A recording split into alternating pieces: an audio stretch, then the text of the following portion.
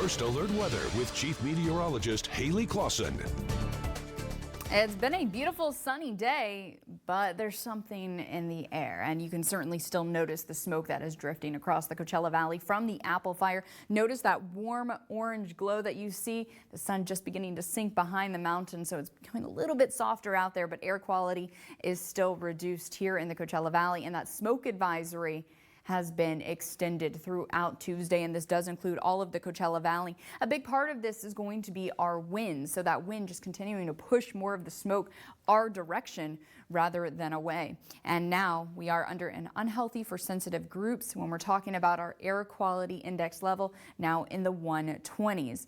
Not ideal, so if you don't have to be outside or if you are in that sensitive group, keep that in mind before you take the dog for another walk around the block or hang out in the backyard. It's still warm out there. I mean, today's high temperature was 113 degrees.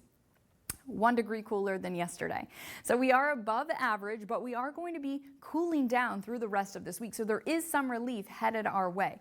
But for this evening, we're holding on to the triple digits for quite a while into the 9 p.m. hour. Our sunset is at 7:44, and those winds are on average 15 to 20 miles per hour out of the northwest. This is primarily right along the interstate. So those gusts 30 to 40 miles per hour, especially for more of our wind prone locations right along I-10. And so when we're looking at those future wind gusts, you really get a sense, like Whitewater, Desert Hot Springs, Thousand Palms, stretching right along the interstate through the Coachella Valley. Those gusts just continuing through the night and into early tomorrow morning before beginning to weaken. So yes, the winds do help us when at least bringing some type of relief from the heat. But it's actually this ridge of high pressure that's been bringing the high heat. You call that 122? Yeah, well, that's getting out of here. And as that ridge weakens, our temperatures will begin to drop because of a trough of low pressure that will be moving into the west. So the excessive heat warning that's still in effect for Imperial County will be allowed to expire at 8 o'clock tonight.